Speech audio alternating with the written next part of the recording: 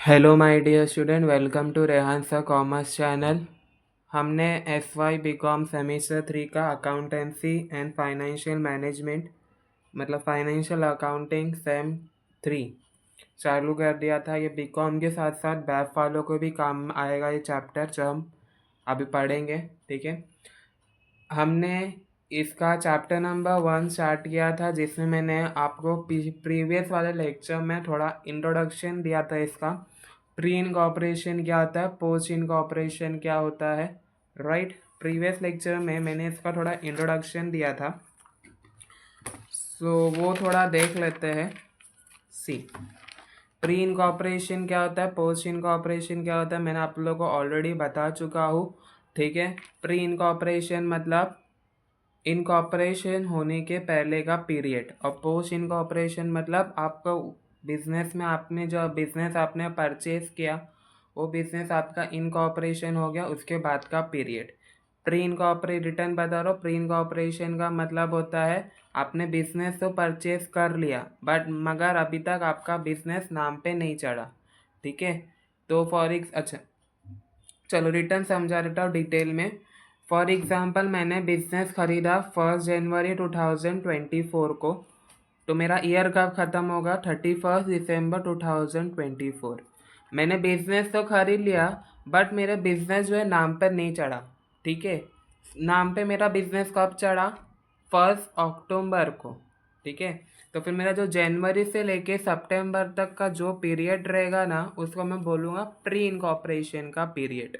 ठीक है, तो उसके बीच में किसके नाम पे कंपनी चलेगी, मतलब और जनवरी से लेके सितंबर तक के किसके नाम पे कंपनी चलेगी, जिसके नाम पे पहले कंपनी थी उसी के नाम पे कंपनी चलेगी। ठीक है, फिर मैंने फर्स्ट को मेरा इनकॉर्पोरेशन हो गया 1 अक्टूबर से, तो 1 अक्टूबर के बाद से 31 दिसंबर तक का मेरा कौन सा पीरियड रहेगा, पोस्ट इनकॉर्पोरेशन का पीरियड।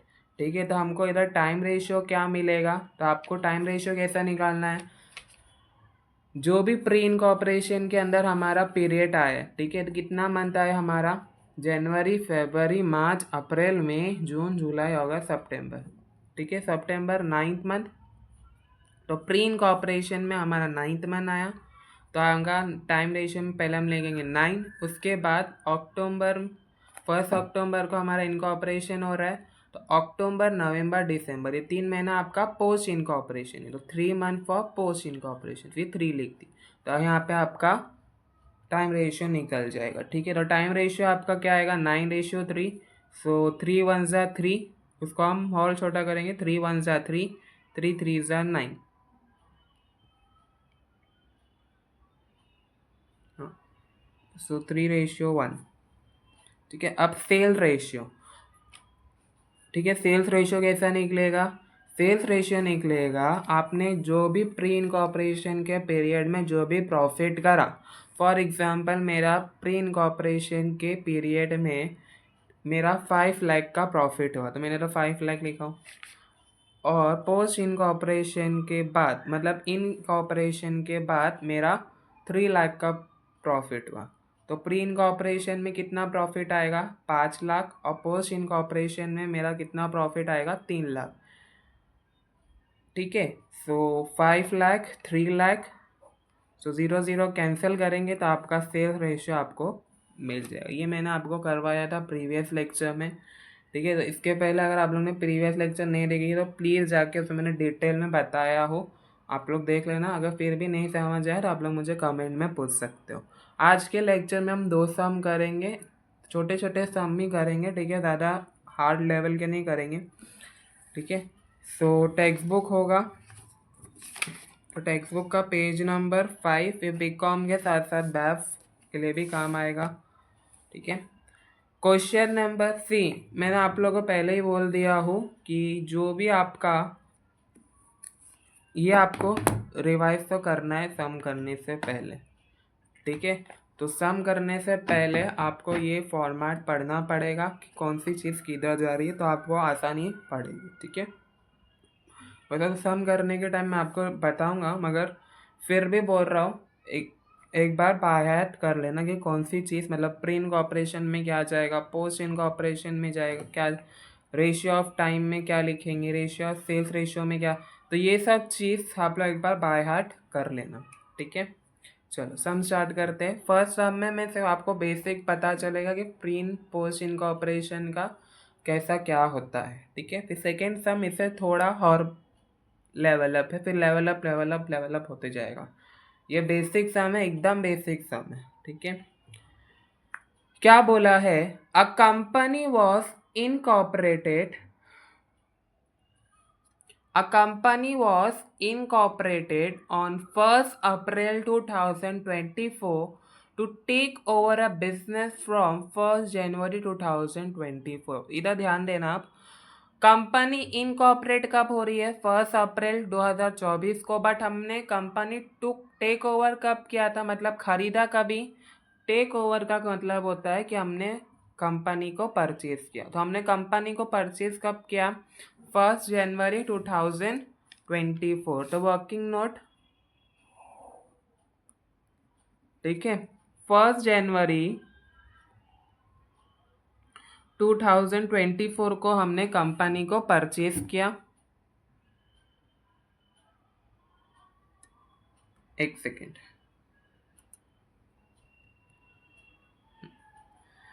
तो हमारा ईयर कब खत्म होगा, 31 दिसंबर 2024। अब इस बीच में हमको पहले तो फाइंड आउट करना है कि प्री इनकॉर्पोरेशन में कितना पीरियड आ रहा है और पोस्ट इनकॉर्पोरेशन में कितना पीरियड आ रहा है। सो कंपनी इनकॉर्पोरेट कब हो रही है, अप्रैल में, राइट। सो जनवरी, फरवरी, मार्च, अप्रैल, मई, जून, जुलाई, अगस्त, सितंबर, अक्टूबर, नवंबर और दिसंबर। इधर बीच में मैंने जाएगा इसलिए छोड़ा, उधर कुछ टोटल आएगा, मैं आपको बताऊंगा।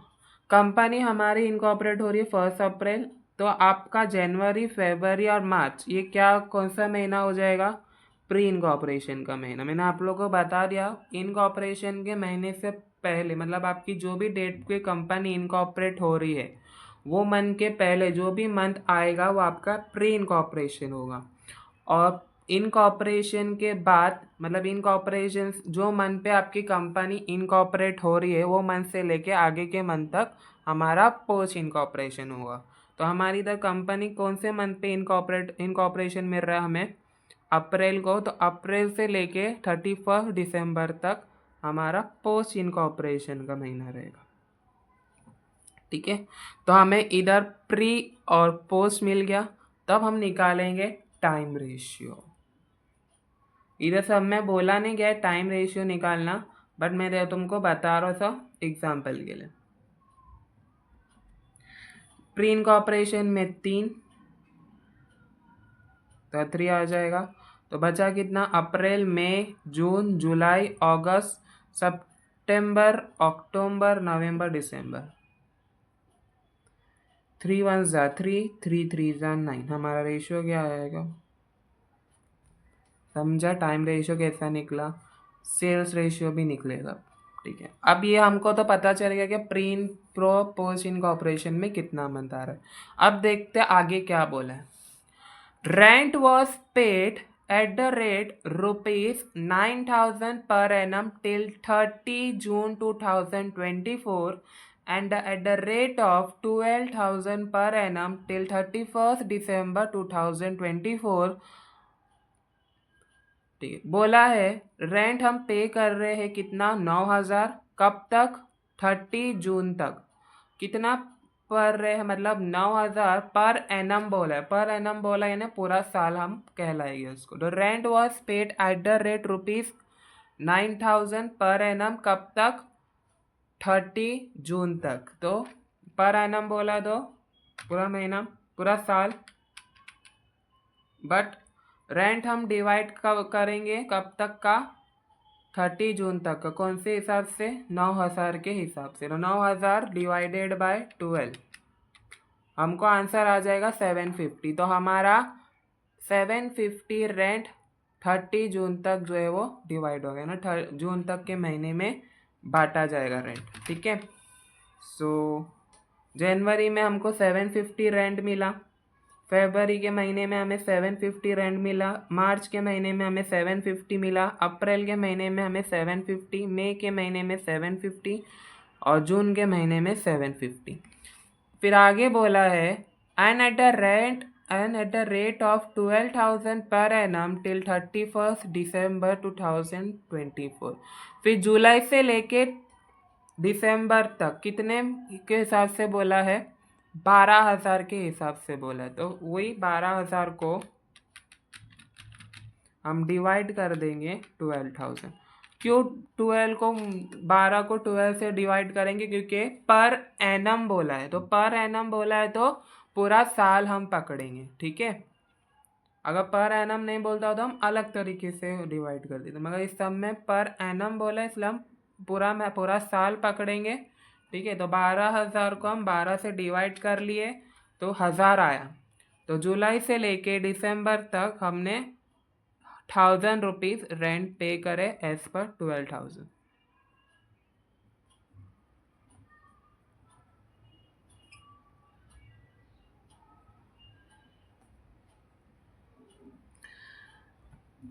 टोटल।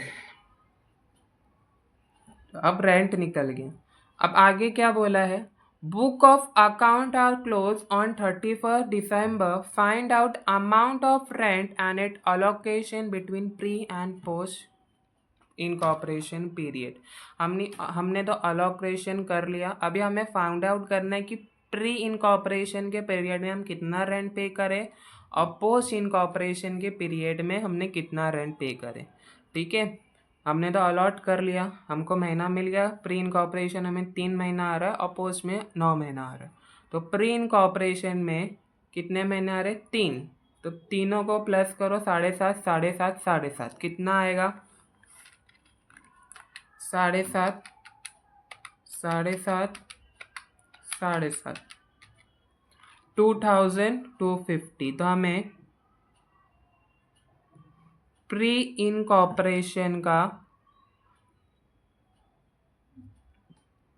रेंट आया है 2250। ठीक है। जब अभी अपन फेयर में करेंगे मैं बताऊंगा। मई से लेकर अच्छा, अब पोस्ट इनकॉर्पोरेशन का देखते हैं हम। पोस्ट इनकॉर्पोरेशन में कितना आ रहा है? 750 मई के महीने में और जून के महीने में भी 750। फिर जुलाई से हम 1000 पे कर रहे हैं, राइट? जुलाई 1000, अगस्त 1000, सितंबर 1000, अक्टूबर 1000, नवंबर 1000, दिसंबर 1000।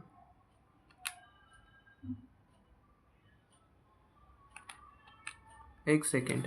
750 मई, जून, जुलाई, अगस्त, सितंबर, अक्टूबर, नवंबर, दिसंबर। 750 नहीं आना, मेरा आंसर आ रहा है 7500। एक मिनट देख लेते हैं। बोला ना कुछ जो गड़बड़ है। अच्छा देख लेते हैं, कैलकुलेट मैंने कुछ गड़बड़ है, ऐसे ही कर लेते हैं। ये हमारा जुलाई, अगस्त, सितंबर, अक्टूबर, नवंबर कितना हो रहा है? 6000। तो 6000 में हम 2250 ऐड करेंगे। कैसा? देख लेते हैं। 750 प्लस 750 प्लस 750 हमारा कितना आया? अप्रैल मई जून का तीनों प्लस करो 6000। तो देखो आंसर आ रहा है हमारा 8250। तो ये हमारा पोस्ट इनकॉर्पोरेशन में हमने 8250 रेंट पे करा। तो टोटल 8250। अब आगे बढ़ते हैं।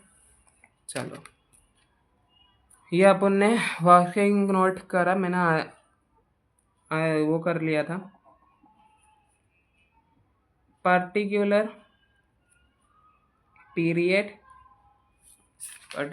पीरियड और रेंट। पर्टिकुलर में हम लिखेंगे कौन से महीना में प्री है, कौन से महीने में पोस्ट। पीरियड आएगा जनवरी, फरवरी, मार्च, अप्रैल, मई, जून, जुलाई, अगस्त, सितंबर, अक्टूबर, नवंबर, दिसंबर। ठीक है, इधर आएगा टोटल। तो रेंट कितना है हमारा 750। 750 कहाँ से लिख रहा है, इधर अपन ने जो वर्किंग नोट बनाया वहाँ से 750, ये टोटल 750, 750 और जून के महीने भी 750। फिर जुलाई से हमने 1000 रुपीज़ पे किया, 1000, 1000, 1000, 1000, 1000, 1000। सो ये हमारा इधर टोटल आ रहा है 2250 और इधर हमारा टोटल आ रहा है 8250। ये किसका टोटल है, प्री का टोटल। ठीक है, ये हमारा प्री इनकॉर्पोरेशन है। सी इधर सब अपन ने वर्किंग नोट कर लिया, अभी सब हम उसको फेयर कर रहे हैं। ठीक है, और ये हमारा क्या है, पोस्ट इनकॉर्पोरेशन है। ठीक है, इधर अपन ने पूरा वर्किंग नोट पहले कर लिया था, इसलिए अभी अपन डायरेक्ट फेयर कर रहे हैं। सो हम क्या लिखेंगे, answer therefore rent for pre incorporation, हाँ, therefore rent for pre incorporation is rupees कितना है हमारा 2250, राइट। और therefore rent for post incorporation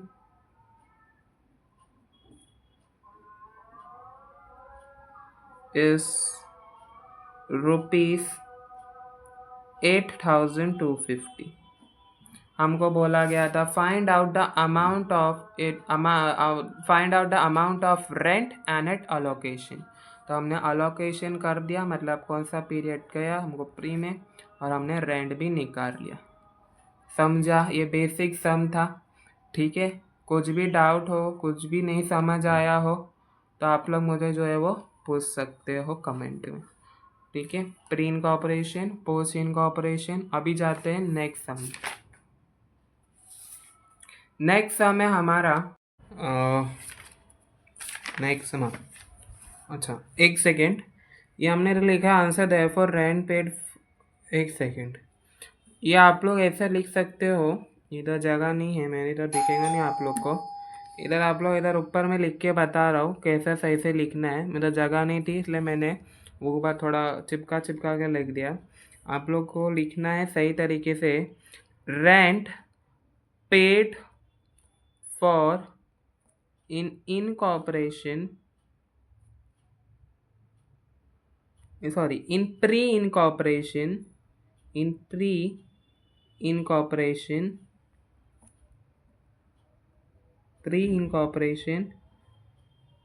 period for ₹2250। ठीक है, ऐसा आप लोग को लिखना है पूरा डिटेल में। फिर आपको लिखना है rent paid for post incorporation period, इस रुपीस लिखो या 4 रुपीस लिखो तो चलेगा, फॉर ₹8,250। ये आपने डिटेल में लिख दिया। मैंने आपको इधर शॉर्ट पे लिख के बताया था, मगर आपको डिटेल में लिखना है ताकि टीचर को अच्छी तरीके से समझ आए। ठीक है, तो यहाँ पे हमारा ये सम कंप्लीट है। अभी हम सेकेंड सम पे जाते हैं।